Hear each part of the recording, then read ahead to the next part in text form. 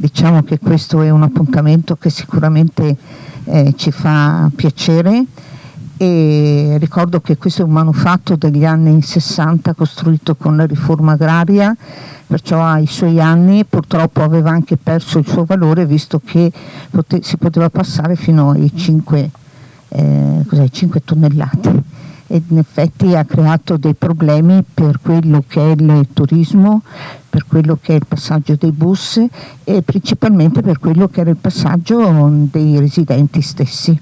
Non so se sapete il costo, magari è venuto fuori anche sui giornali, sono 454.000 euro, praticamente un contributo da parte della VEPA sono 150, di 80.000 dalla regione e i restanti 225 da parte del comune di Taglio di Po. È stato uno sforzo, io ringrazio tutti coloro che si sono adoperati per la costruzione, la ditta Zambon di Soave, dov'è? Eccolo lì, alzata di mano, ed il ferro di Portoviro, alzata di mano, e poi Dulcis in fondo, una ditta di Taglio di Po. Abbiamo Delta Infissioni di Taglio di Po con Giorgio Zocconelli presente. Ringrazio Don Simone. Grazie, buongiorno a tutti.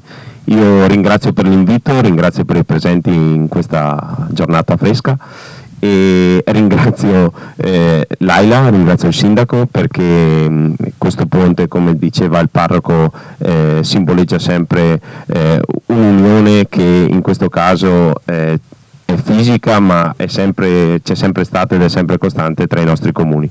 Quindi da una parte abbiamo Ariano, da una parte abbiamo Taglio di Po, ma le idee, le condivisioni, pur scontrandoci o confrontandoci, insomma, devono essere comuni per voi, per i cittadini. Quindi grazie dell'invito e procediamo al taglio. Vado,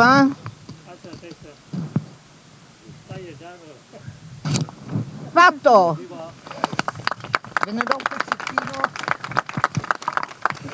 Discenda su di voi, su questo ponte, nel nome del Padre, del Figlio e dello Spirito Santo. Amen. Grazie.